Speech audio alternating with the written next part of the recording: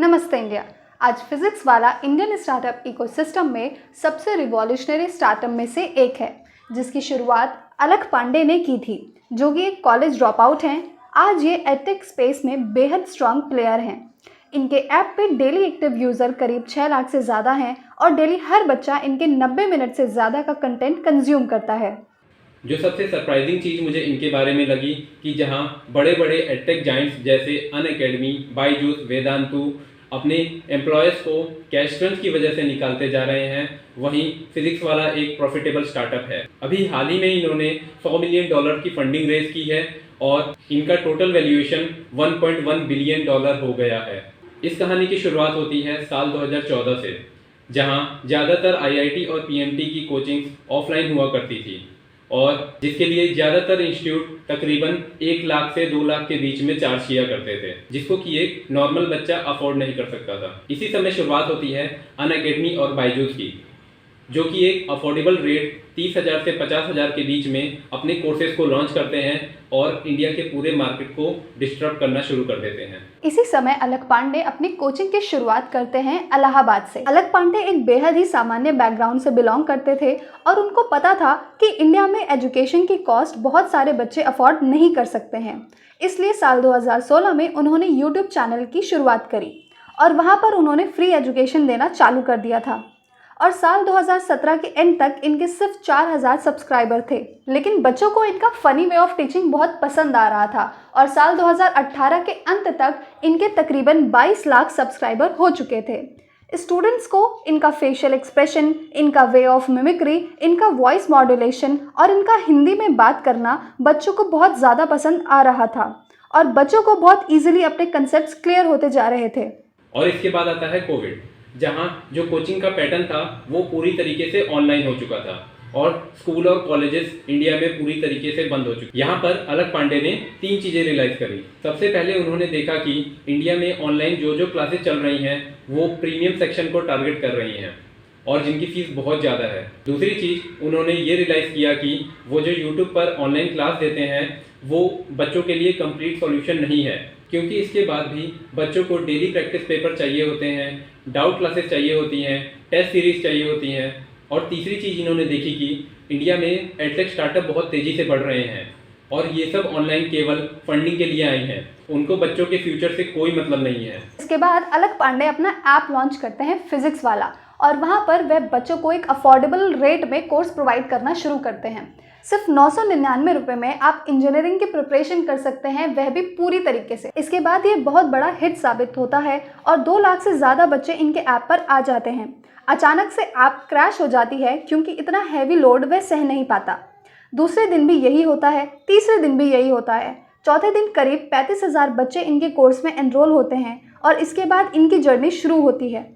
उसके बाद साल 2020 के एंड में फिजिक्स वाला के करीब 42 लाख सब्सक्राइबर हो जाते हैं, जो कि लास्ट ईयर के जस्ट डबल थे। अब इसके बाद अलख पांडे के पास एक बड़ा ऑफर आता है। एक बड़ी एडटेक कंपनी इनकी कंपनी में 10% स्टेक्स मांगती है 75 करोड़ रुपए में, जिसको अलख पांडे डिनाई कर देते हैं। और इनके साथ वही होता है जो एक ग्रोइंग लेवल स्टार्टअप के साथ एक बड़ी जाइंट कंपनी करती है। बड़ी एडटेक जाइंट्स कंपनी इनको बर्बाद करने की पूरी तरीके से कोशिश करने लग जाती है और इनके सारे टीचर्स को करोड़ों रुपीस का ऑफर देके अपनी कंपनी में बुलाना शुरू कर देती। और यहाँ पर अलख पांडे पूरी तरीके से परेशान हो जाते हैं क्योंकि उनके पास अब कोई टीचर टिक नहीं रहा था और इनको बच्चों के भी बहुत सारे मैसेज आने लगते हैं कि इनका कोर्स हो पाएगा भी कि नहीं।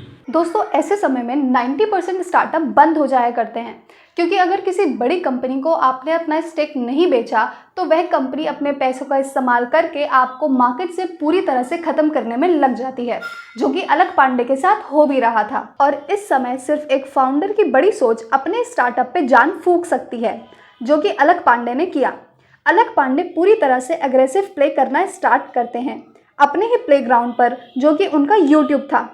21 फरवरी 2021 को अलख पांडे एक यूट्यूब लाइव करते हैं और वहां पर वो बोलते हैं कि तुम 1 लेके जाओगे, मैं 100 अलख पांडे खड़े कर दूंगा। ये मैसेज बच्चों में बहुत अच्छा गया। अब सारे बच्चे मिलकर इंडिया के जितने भी जाइंट्स प्लेयर थे और जिन्होंने इनके साथ चीट करने की कोशिश की, उनके ट्विटर हैंडल पे, उनके फेसबुक पे, इंस्टा पे उनको मैसेज करना शुरू कर देते हैं। अब यहाँ पर बड़ी कंपनीज पीछे हट जाती हैं क्योंकि उनको अपनी रेपुटेशन का बहुत बड़ा डर होता है। इसके बाद फिजिक्स वाला एक नई टीम लॉन्च करते हैं और पूरे इंडिया में ग्रो करना शुरू कर देते हैं। उन्होंने इंडिया के 18 सिटीज़ में 20 एजुकेशनल सेंटर्स खोले, जो कि दिल्ली, नोएडा, पटना, वाराणसी और कई सारी टियर 3 सिटीज़ में थे। अगर आज हम इनके ऐप पे देखें तो डेली एक्टिव यूज़र करीब 6 लाख से ज़्यादा है, मंथली एक्टिव यूज़र करीब 28 लाख से ज़्यादा है और डेली हर बच्चा करीब 90 मिनट से ज़्यादा इनका कंटेंट कंज्यूम किया करता है। और अगर हम इनका यूट्यूब चैनल देखें तो इन्होंने 10 यूट्यूब चैनल शुरू किए हैं, जिसमें कुल मिलाकर 11 मिलियन सब्सक्राइबर्स हैं। अगर हम इनका रेवेन्यू देखने की कोशिश करें तो फाइनेंशियल ईयर 2021 में इनका रेवेन्यू सिर्फ 29 करोड़ था, जो कि फाइनेंशियल ईयर 2022 में बढ़ के 270 करोड़ हो गया और आज 100 मिलियन की फंडिंग रेज करके फिजिक्स वाला की वैल्यूएशन करीब $1.1 बिलियन हो गई है। तो दोस्तों, ये तरीके होते हैं कि आप बड़ी जाइंट कंपनीज के साथ फाइट कर सकते हैं और मार्केट में सरवाइव कर सकते हैं, अगर आपका विजन बड़ा हो तो इस स्टोरी से हम क्या सीख सकते हैं, आइए जानने की कोशिश करते हैं। सबसे पहली चीज, अगर हम एक बड़ा पॉइंट देखें कि यही एक एडटेक ब्रांड क्यों प्रॉफिटेबल है, तो इन्होंने कस्टमर सेटिस्फेक्शन पर ज़्यादा ध्यान दिया है। इनकी रेटिंग 4.7 है, ये एक रेयर कॉम्बिनेशन है।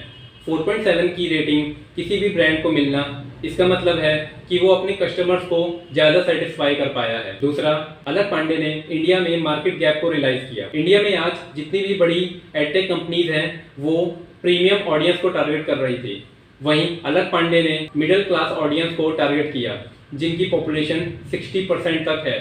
यहाँ पर उन्होंने अपना मार्केट सेगमेंट चूज किया और 999 में अपना कोर्स लॉन्च कर दिया, जिसको मिडिल क्लास के लोग बहुत ही आराम से अफोर्ड कर सकते थे।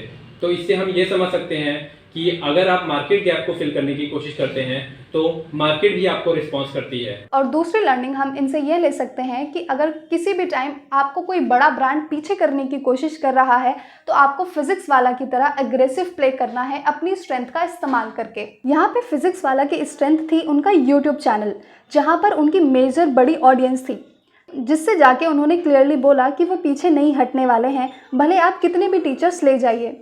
इससे बच्चों में बहुत अच्छा मैसेज गया और बच्चों ने उन ब्रांड्स को जाके रिस्पॉन्स करना शुरू किया।